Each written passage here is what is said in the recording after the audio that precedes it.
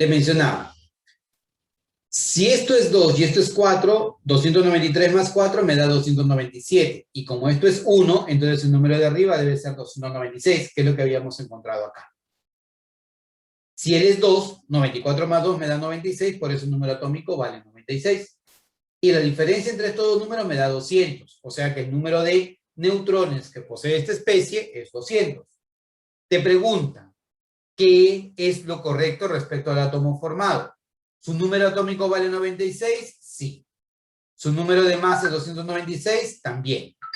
¿Tiene 146 neutrones? No. Tiene 200 neutrones. Entonces lo correcto en este caso sería 1 y 2. La alternativa de respuesta tendría que ser la letra E. ¿Ya? Hasta aquí. ¿Alguna pregunta, alguna consulta, algún comentario?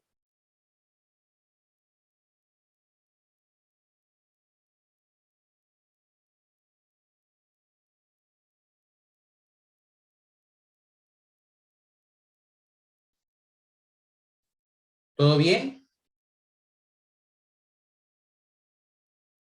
Sí, sí, profesor. Bien, listo.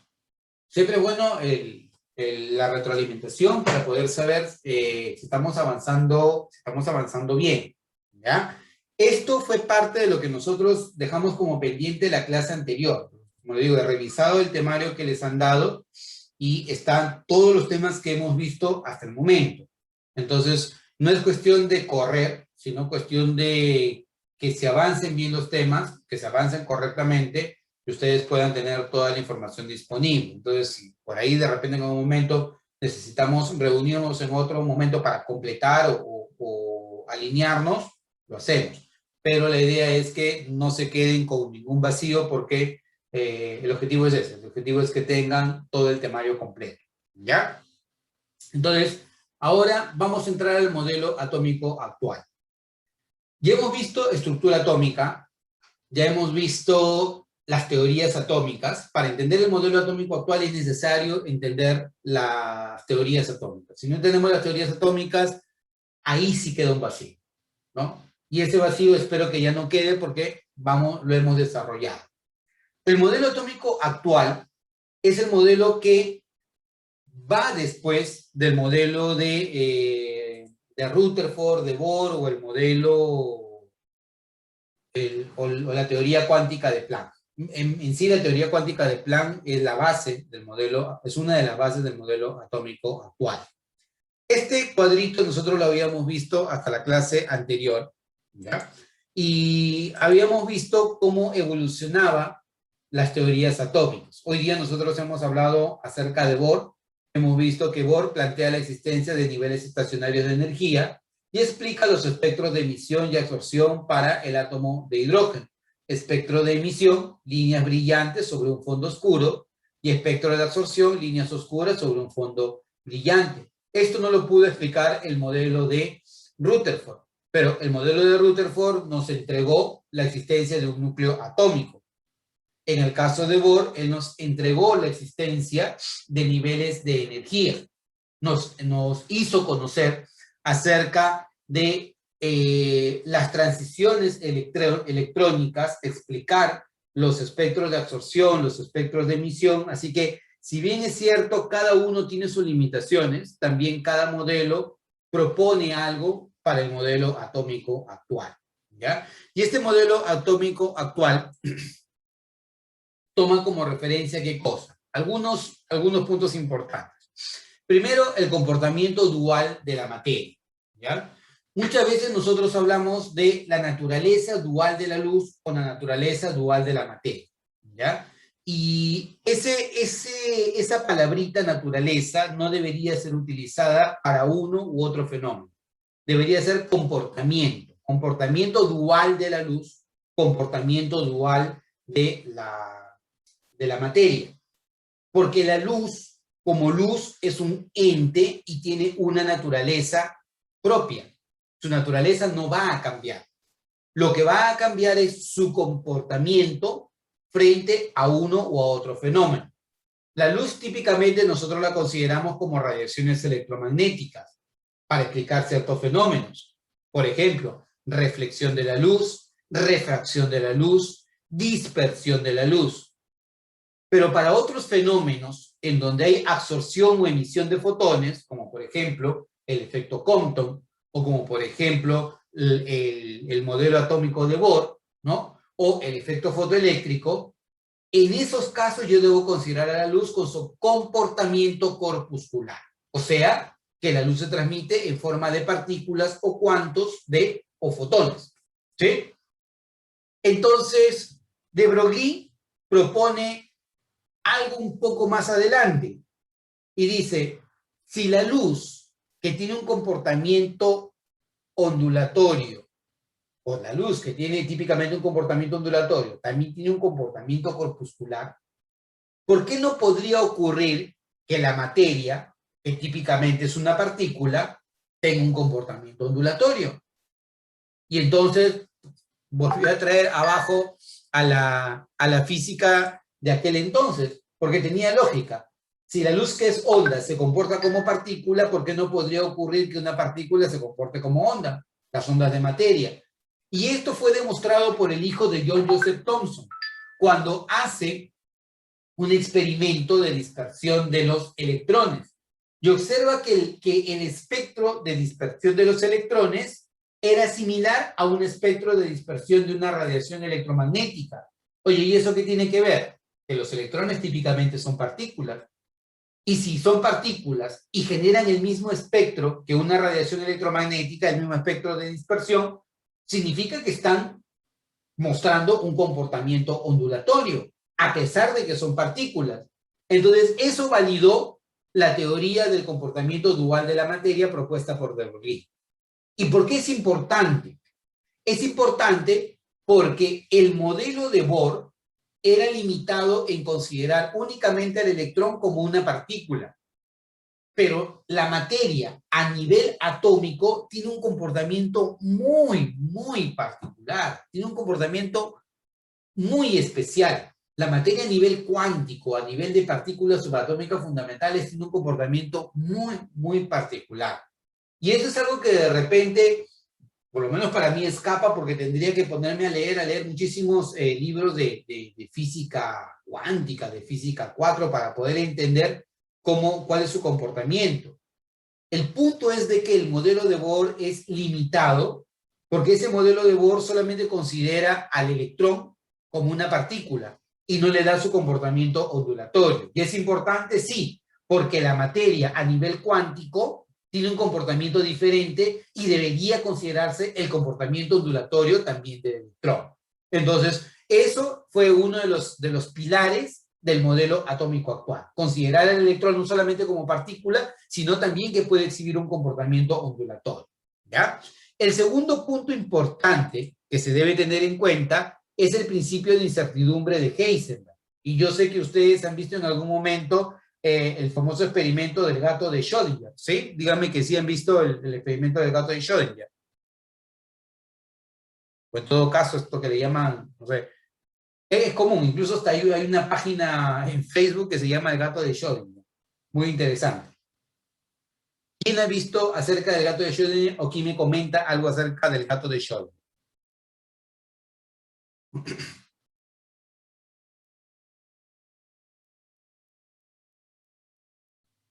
¿Están por ahí?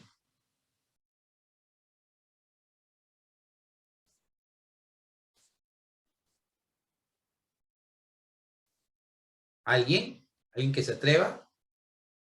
Nada. Ya. Te lo pongo de esta manera. Yo estoy seguro de que después de lo que te he comentado, seguro van a entrar a YouTube y lo van a ver. Hay bastante material acerca del gato de Schrödinger en YouTube. Les recomiendo los videos más cortitos porque son los que más fácilmente explican esto del gato de Schrödinger. Pero es una analogía muy interesante. Si ustedes tienen una caja muy grande, ya una caja grande, ya los gatos son adictos a las cajas. Tienen una caja. Dentro de esa caja coloquen un recipiente abierto, ¿ya? Un vaso de precipitado, por ejemplo, con un ácido que es letal, ¿ya? Y cogen a un gato y lo meten dentro de la caja y cierran la caja. Entonces el gato empieza a moverse dentro de la caja escuchas un grito desgarrador del gato. Estoy dramatizando la historia, porque en realidad no es así, pero la quiero dramatizar para que llegues a una conclusión. Escuchas un grito desgarrador del gato y luego ya no escuchas más al gato, ¿ya? La pregunta es, ¿el gato está vivo o el gato está muerto?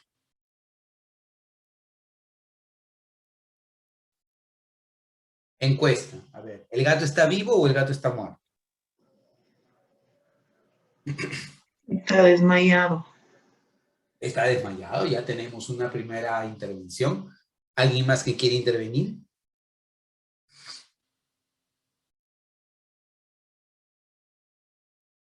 ¿Alguien más que dé su opinión? ¿El gato está vivo o el gato está muerto? La profesora Carmen dijo está desmayado.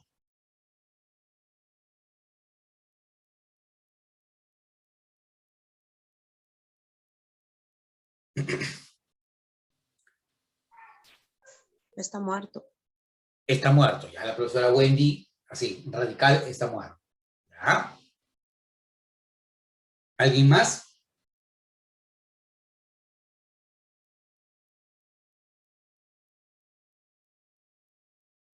Ya. El punto es que el gato, en realidad, está vivo y está muerto al mismo tiempo. ¿Ya? La única manera de que tú puedas saber qué le ha ocurrido al gato es que tú abres la caja y puedas ver en el interior. De otra manera, tú no podrías saber qué le ha pasado al gato. Por eso, probabilísticamente, el gato está vivo y también está muerto. Y la única manera de saberlo es que abra la caja.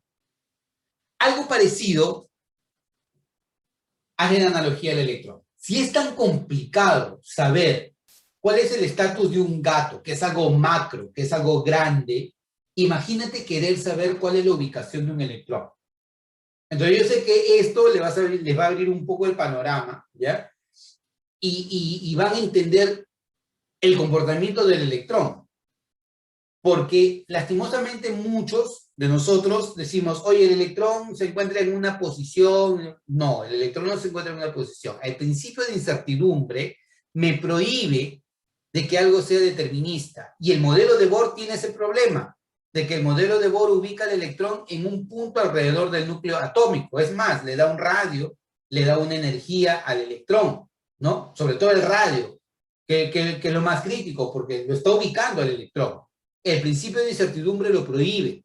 El principio de incertidumbre dice que no es posible determinar simultáneamente la posición y el momento lineal de una partícula, ¿ya? De manera más sencilla y asociada al electrón, podríamos decir, es imposible determinar simultáneamente la posición y la velocidad de un electrón. No se puede. Si yo tengo cierta certeza de la posición, tengo menos conocimiento de la velocidad. Y si tengo mayor certeza de la velocidad, tengo menos conocimiento de la posición. Siempre está esa incertidumbre. Por lo tanto, como no es posible establecer posición y velocidad del electrón simultáneamente, ¿qué es lo que se puede hacer? Una región donde exista la máxima probabilidad de hallar al electrón. ¿Y cómo se llama a esa región de máxima probabilidad donde podemos hallar a un electrón? Un orbital. Excelente, profesora Carmen. Un orbital atómico. Un orbital atómico es la región del espacio donde existe la máxima probabilidad de hallar un electrón. Por lo tanto, el concepto de orbital atómico parte de esto, parte del principio de incertidumbre. De ahí es de donde nace la necesidad de que haya un orbital atómico que permita albergar un máximo de 2 electrones. Y en lo que vamos a ver ahora, vamos a entender por qué un máximo de 2 electrones. Entonces ya tenemos 2 puntos para entrar al modelo atómico actual. Primero, la teoría del comportamiento dual de la materia. La materia no solamente se comporta como partícula, sino también se puede comportar como onda. Y el principio de incertidumbre, que establece que no se puede determinar simultáneamente la posición y el momento lineal de una partícula, en este caso de un electrón. Por lo tanto, se debe establecer una región de máxima probabilidad para hallar el electrón. Y esa región de máxima probabilidad se llama orbital atómico. Como tenemos muchísima información y esta información abre el camino de una nueva parte de la física que se llama la mecánica cuántica, todo esto empieza a complicarse un montón, ¿ya? Sin embargo, esa complicación la resuelve este señor, Erwin Schrödinger, ¿ya? Con una ecuación que se llama la ecuación de onda, ¿no? En su ecuación de onda de Schrödinger, él propone el comportamiento del electrón basado en su energía. Yo prefiero decir eso, ¿ya? Esto en realidad dentro de la matemática es muy complicado y tratar de ponerlo frente a una clase también yo lo considero por demás complicado. Le es entender qué es lo que quiso establecer Schrödinger. Schrödinger con esta ecuación lo que intentó es indicar cuál es el comportamiento del electrón basado en su energía. Y quiero que lo trabajemos juntos. Te pregunto, si yo tengo un electrón que tiene muy alta energía, ¿qué es lo más probable? ¿Que se encuentre cerca del núcleo o que se encuentre lejos del núcleo atómico?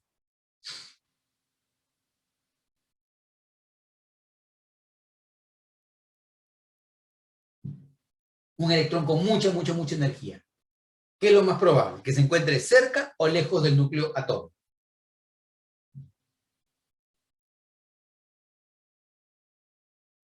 Ayúdame, por favor. Te imploro, please. ¿Cómo consideras? Cerca. Cerca.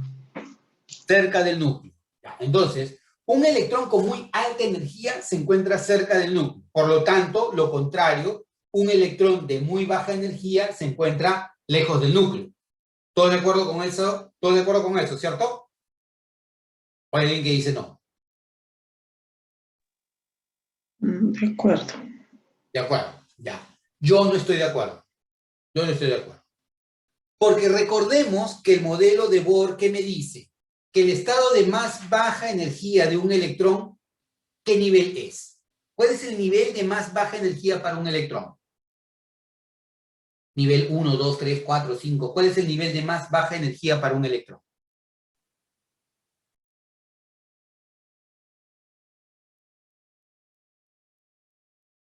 Lo acabamos de ver. ¿Cuál es el nivel de más baja energía para un electrón?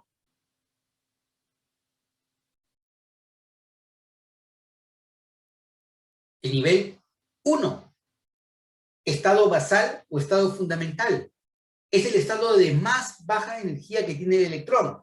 Por lo tanto, un electrón cercano al núcleo es un electrón que tiene muy baja energía. Y un electrón de alta energía es un electrón que se encuentra lejano al núcleo. Entonces, si Schrödinger dice, oye, voy a establecer cuál es el comportamiento de un electrón basado en su energía, entonces se infiere que si un electrón tiene alta energía, lo más probable es que se encuentre alejado del núcleo atómico. Y si un electrón tiene baja energía, lo más probable es que se encuentre cerca del núcleo atómico.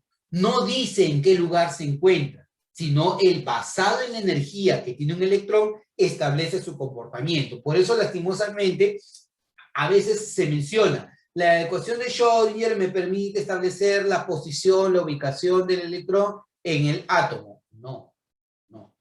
Lo que permite es establecer el comportamiento del electrón basado en su energía. Y de ahí puedes inferir cuál es la ubicación, ¿no? O cuál es la posible ubicación que puede tener, cerca del núcleo o lejos del núcleo. Y lo vas ubicando en niveles de energía, subniveles de energía. Por eso siempre está metido el término energía, porque en eso se basa la ecuación de onda de Schrödinger.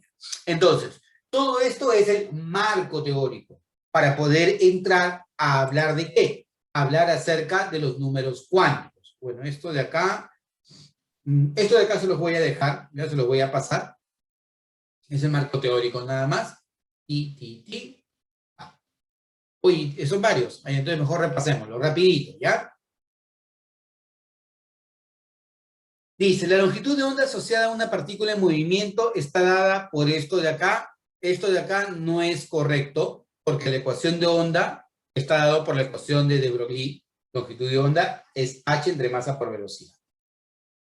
El modelo atómico actual introduce el concepto de orbital, zona de máxima probabilidad de contener a un electrón. ¿Esto es verdadero o falso? ¿Esto es lo que considera el modelo atómico actual? Verdadero, ¿no? orbital o REMPE, ¿no? La ecuación de onda de Schrödinger describe el movimiento de un electrón en órbitas mediante una ecuación matemática. ¿Verdadero o falso?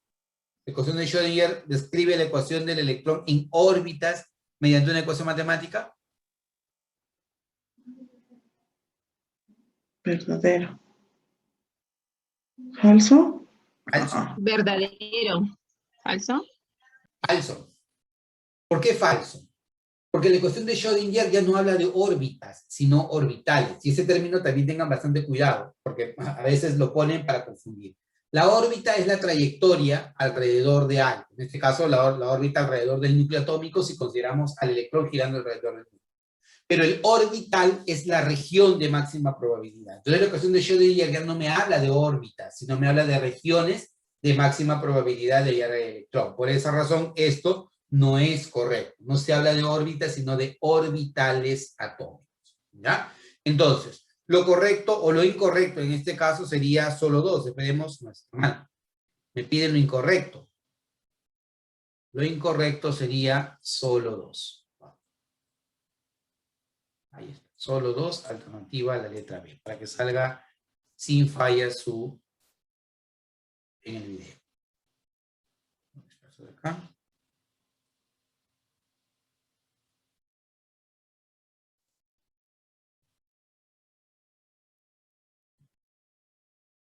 Ya, listo, solo 2. Porque me piden lo incorrecto. Sigamos, me dice, respecto al modelo atómico actual, se basa en principios de la mecánica cuántica. ¿Verdadero o falso?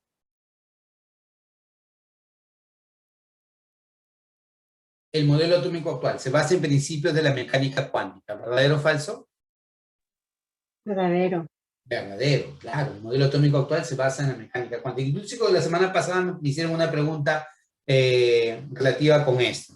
Se basa en la mecánica cuántica, sí, eso es cierto. Una de las limitaciones de la mecánica cuántica es lo que refleja el principio de incertidumbre. ¿Verdadero o falso?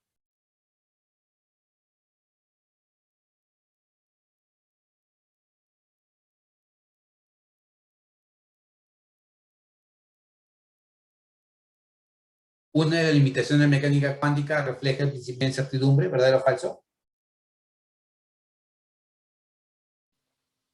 No le den mucha vuelta, está directo.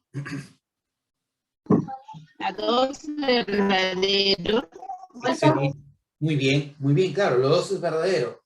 Claro, si nosotros hablamos de la mecánica cuántica, les dije, ¿no? La mecánica cuántica es lo más impresionante, para mí particularmente lo más impresionante. Me gustaría entender la mecánica cuántica, pero es muy, muy compleja. Pero se basa en ciertas limitaciones, considerar el comportamiento dual de la luz, el comportamiento dual de la materia, considerar el principio de incertidumbre. Todos esos parámetros ayudan a tratar de entender a la materia a ese nivel muy pequeño, a nivel subatómico. Entonces, eso es verdadero. El término psi al cuadrado es un indicador de la probabilidad de encontrar a la partícula estudiada en cierta región del espacio. ¿Ya? Acá quiero hacer un pequeño paréntesis, porque psi me representa la ecuación o la función de onda. ¿Ya? Pero psi al cuadrado me representa la probabilidad de hallar al electrón alrededor del núcleo atómico, en un lugar alrededor del núcleo atómico. Por esa razón, este psi cuadrado me habla mucho más de la probabilidad de hallar al electrón. Y lo vamos a ver dentro de un momento. Por ahora, por favor, créanme, y lo vamos a ver. Y si no, por favor, háganme acordar antes de que termine la clase, porque tenemos que ver esto de acá para que se entienda de dónde está. ¿Ya? Entonces, en este caso, todos son verdaderos. ¿Preguntas, consultas, comentarios?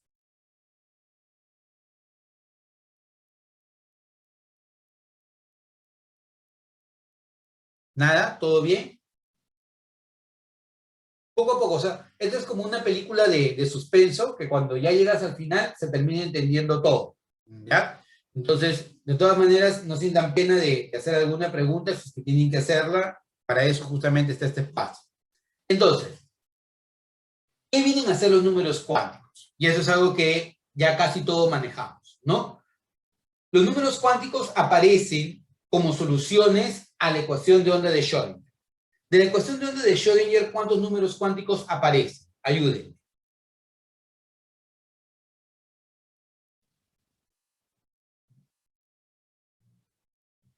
De la ecuación de onda de Schrödinger, ¿cuántos números cuánticos aparecen? 4. 4. 4. 4.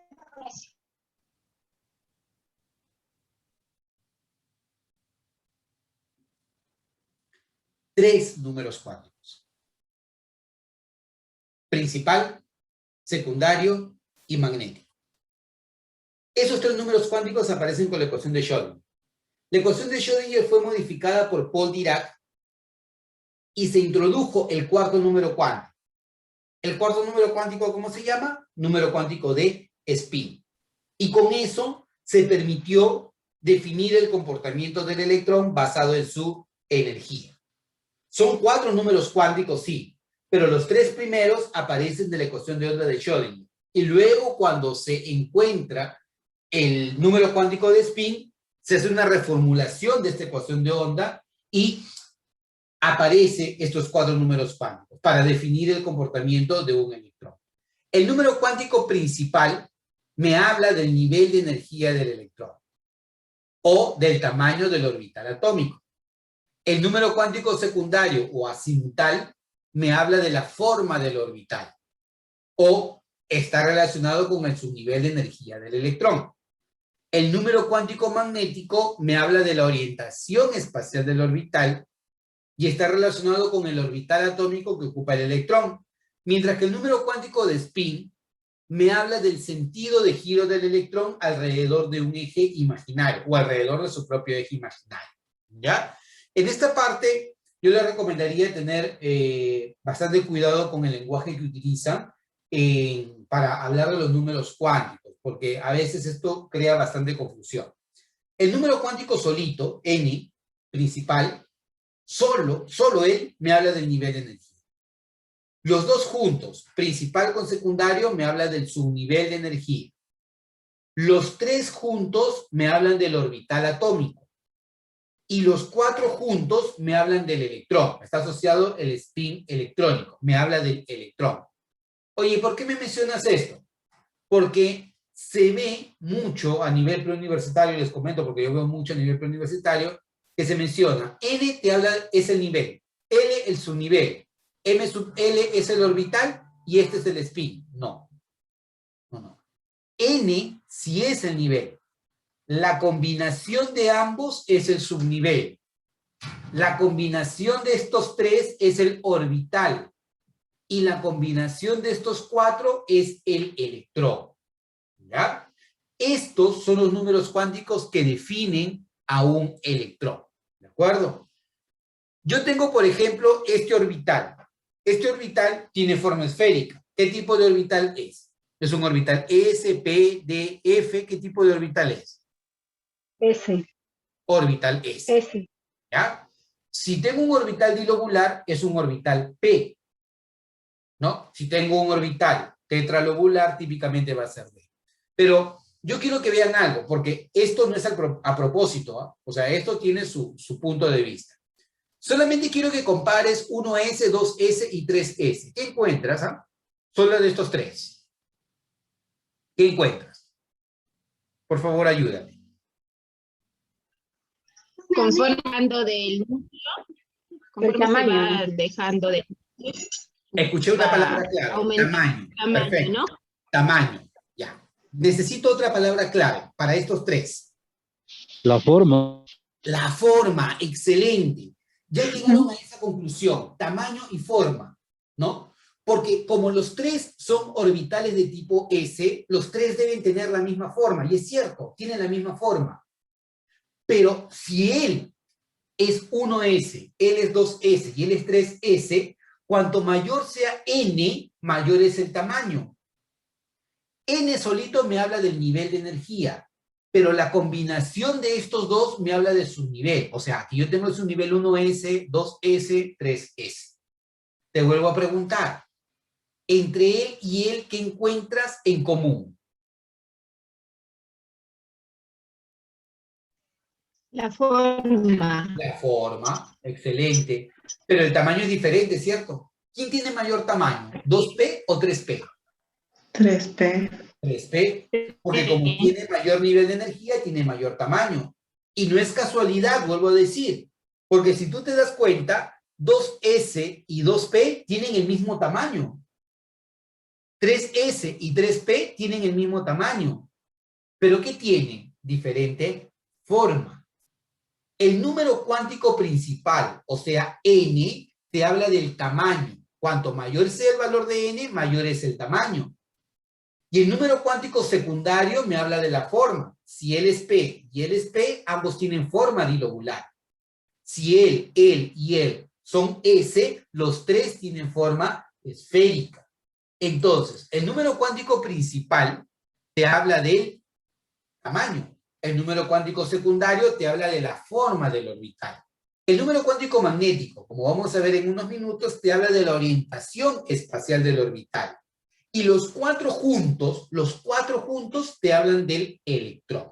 ¿De acuerdo? Entonces, en eso es lo que se basan los números cuánticos. Repasémoslo de manera bastante rápida, ¿ya? El número cuántico principal, ¿ya? Te habla del tamaño del orbital atómico. 1s, 2s, 3s, mayor valor de n, mayor tamaño del orbital. Pero como todos son s, todos tienen forma esférica. ¿Qué valores puede tomar n? N puede tomar valores desde 1 hasta el infinito, en principio, ¿ya? Y si no lo quieres llamar como números, los llama por letras mayúsculas. La capa K, la capa L, la capa M, la capa E.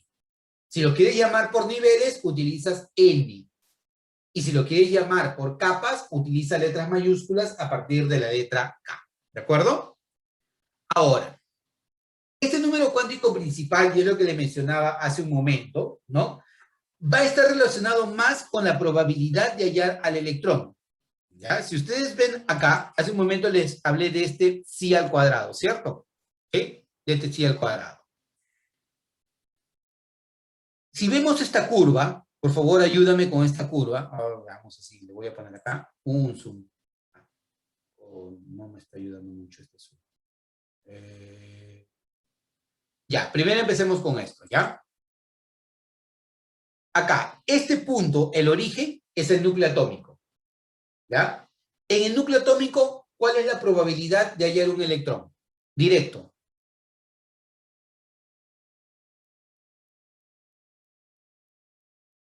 Núcleo atómico, probabilidad de hallar un electrón.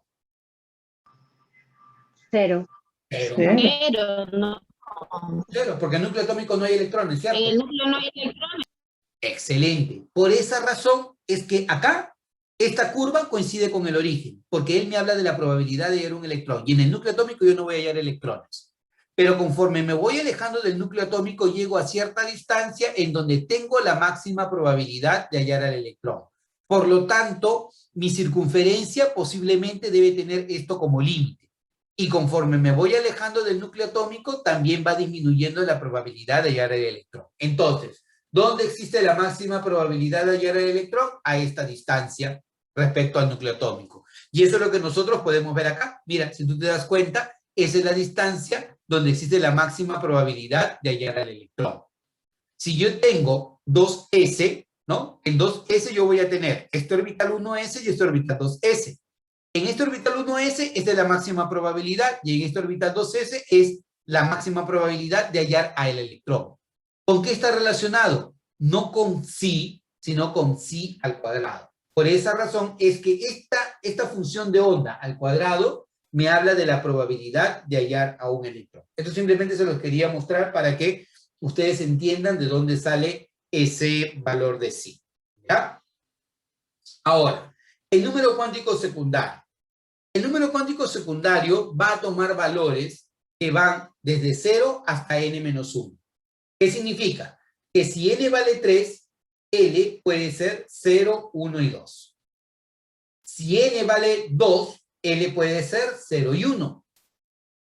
Y si n vale 1, L toma como único valor 0. Pregunta, si n es igual a 4, L, ¿qué valores puede tomar?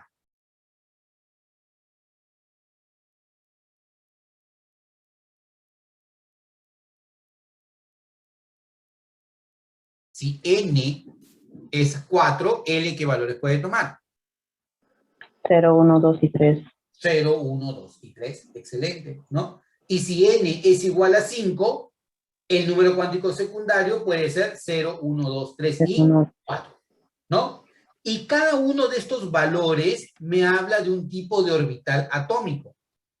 Orbital S, sharp, orbital P, principal, orbital D, difuso, y orbital F, fundamental.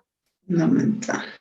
Lo que significa que en el primer nivel yo solamente puedo encontrar a S. En el segundo nivel yo voy a encontrar a S y a P.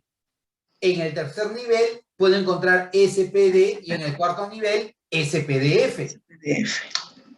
Y si sigo avanzando en el quinto nivel, llego a G. Y si sigo avanzando en el sexto nivel, llego a H. Pero la cantidad de elementos químicos que hay actualmente, ¿no?, es tan limitada que solamente teniendo a S, P, D y F es suficiente para cubrir toda la tabla periódica. Oye, ¿y no es posible formar el orbital del tipo G, del tipo H? Sí, sí es posible. O sea, si tú llevas al electrón a un estado excitado y este electrón llega a tener ese estado energético, posiblemente puede estar en un orbital del tipo G o en un orbital del tipo H. Pero para nuestro caso, con los orbitales S, P, D y F, estamos cubiertos. ¿Ya? ¿Sí? Listo. Entonces, eso con respecto al número cuántico secundario. El número cuántico secundario te habla de la forma. Un orbital del tipo S es un orbital esférico. Un orbital del tipo P es un orbital dilobular. Y un orbital del tipo D típicamente es tetralobular, excepto el orbital DZ cuadrado. Porque este orbital tiene 2 lóbulos y tiene un arito en el centro. ¿Ya? Entonces, no todos los orbitales siempre van a tener la misma forma. En el orbital del tipo D existe esa diferencia. Entonces, el número cuántico principal me habla del tamaño, el número cuántico secundario te habla de la forma, y el magnético, como veremos, te habla de la orientación espacial. Profesores, nos está quedando menos de 1 minuto, no quiero dejar inconclusa la clase, así que en lo que nos estamos quedando vamos a partir ya la siguiente semana, para que esto no quede inconcluso. ¿Ya? ¿Están por ahí? Sí, pero Sí. sí, escuchamos. Listo, Sí. perfecto. Entonces, les voy a compartir el video para que lo puedan repasar y desde acá empezamos la siguiente semana la sesión. ¿De acuerdo? Que tengan un bonito fin de semana. Se me cuiden. Gracias. Igual, maestro, cuídese. Nos vemos. Gracias. Colegas.